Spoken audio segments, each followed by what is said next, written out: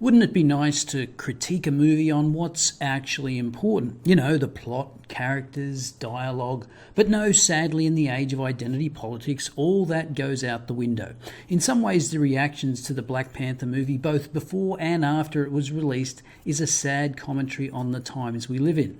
Now, I have to confess, despite being a fan of superhero movies, I have superhero blockbuster fatigue, especially since a lot of them lately have been, let's face it, mediocre at best. But given the unbelievable hype around this one, I thought I'd give it a shot. So this is going to be partially a movie review, so there will be spoilers, but I will also be addressing some of the hype and frankly ridiculous hysteria around this movie.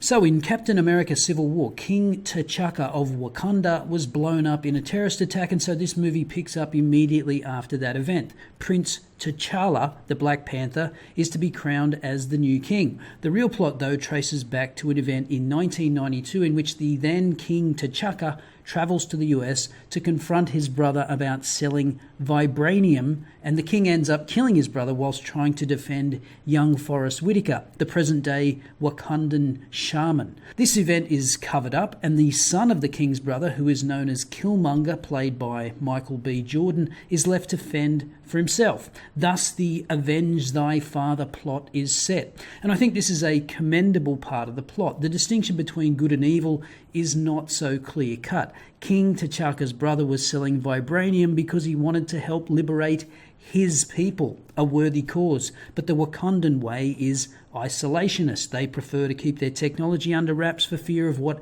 attention it will bring to their up till now hidden technological marvel of a kingdom. And I guess we should say something about the kingdom of Wakanda. Wakanda is portrayed as a utopian ideal. Not that there aren't problems, there are 5 different tribes and some disagreements about how the place should be run. The source of Wakanda's technological advancement is vibranium, a rock that fell to Earth landing in Africa and was developed over the centuries in secret, hidden from the outside world, enabling Wakanda to be the most technologically advanced civilization on the planet. But as I said, Wakanda is isolationist. At one point, King T'Challa chides his little sister at the thought of opening the borders to outsiders. We don't know what problems they will bring. A sentiment that ironically would get you called a Nazi from most progressives today. But hey, I guess it's okay if black people want an ethno-state. And the genius overseeing all these technological marvels is the Black Panther's sister. She serves as T'Challa's cue to his James Bond, but she's totally unconvincing as a genius. She's actually more like an annoying smart-ass teenager.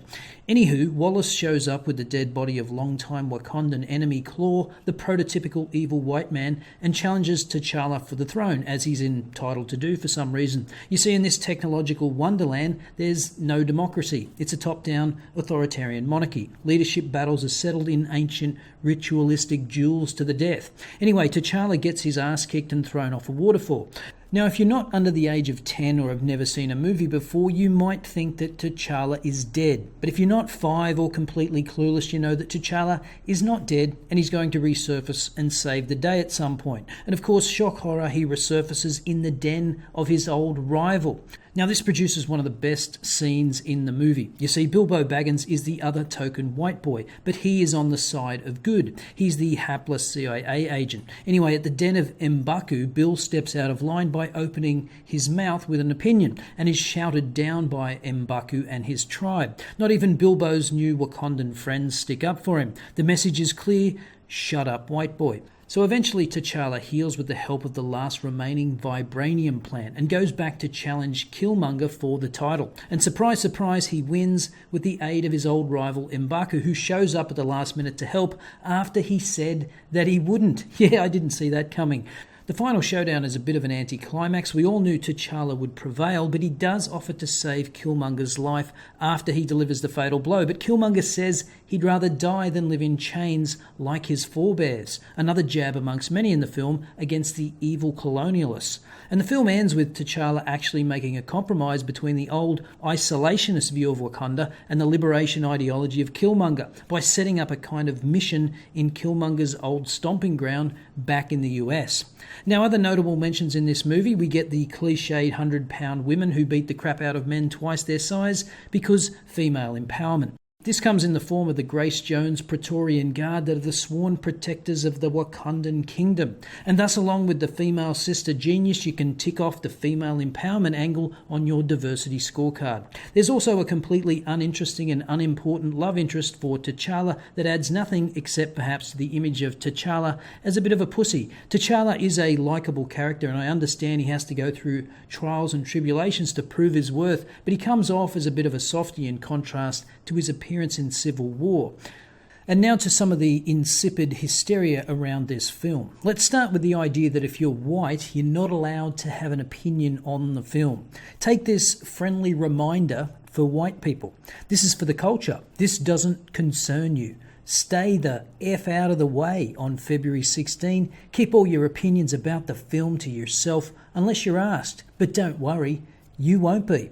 Seriously, do people like this actually think through their tweets? If this film is about black empowerment, why treat black people as fragile China dolls? Now, I'm willing to bet the vast majority of black people don't think this way, including, it seems, Lawrence Fishburne. So after Variety editor Joel Bell Bruno weighs in with an obsequious virtue signal that includes a reference to Lawrence Fishburne, he gets a 3-tweet lecture by some racist idiot who claims Bruno is an unethical journalist with racist overtones, that his tweet diminishes black power by violating the privacy of Lawrence Fishburne, to which Fishburne responds, rather appropriately, "What the fuck are you talking about?" And of course, never underestimate the depths of white guilt and virtue signalling. So I carefully did not buy tickets for the opening weekend because I did not want to be the white person sucking black joy out of the theatre. What's the appropriate date for me to buy tickets? Is next weekend okay?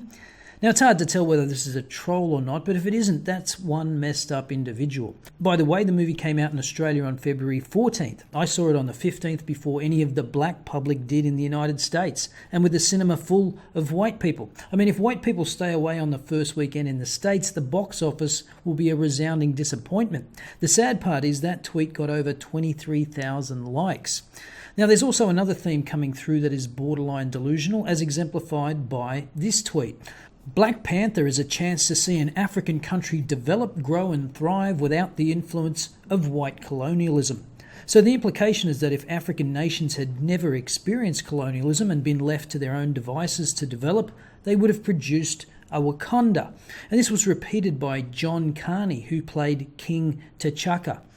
Well, this movie is going to deal with a myth that if the white colonialists did not land in Africa, we'd still be walking in skins and chasing each other.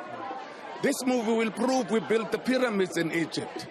We'll prove the Timbuktu libraries of the history of mankind is in Africa.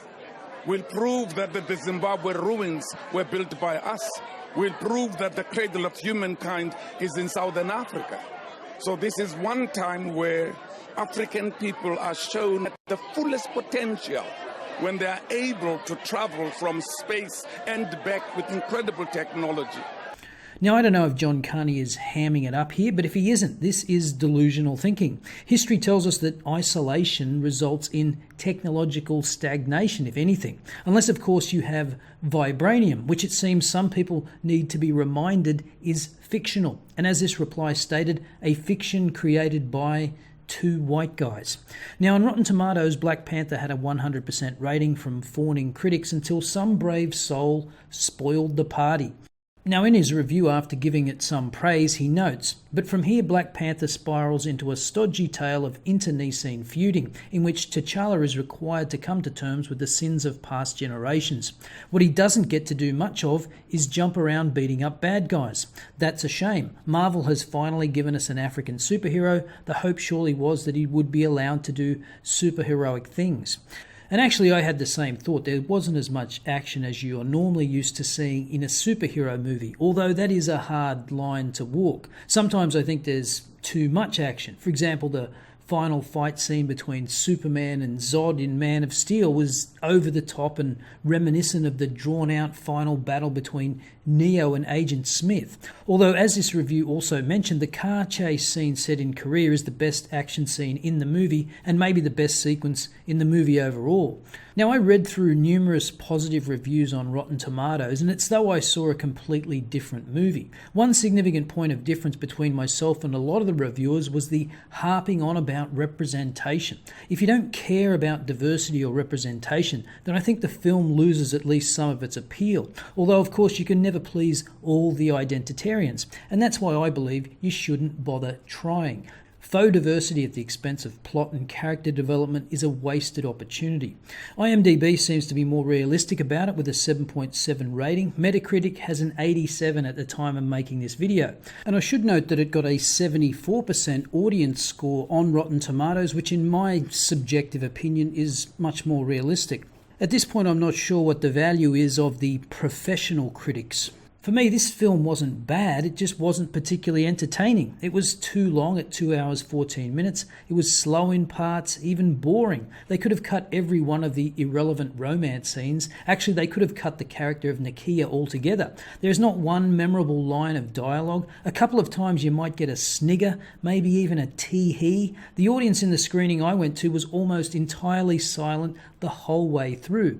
There were some decent but not memorable performances. Michael B. Jordan does a good job as the villain. Boseman as the Black Panther has a well-developed, if not somewhat soft character. They almost develop Michonne as leader of the Grace Jones squad, but she still comes off as a typecast she-warrior.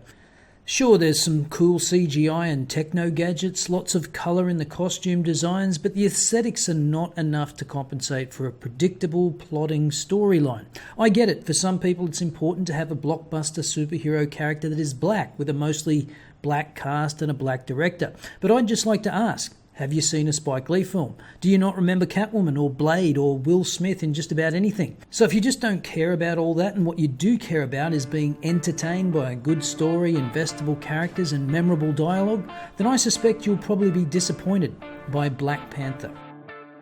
I'll see you next time.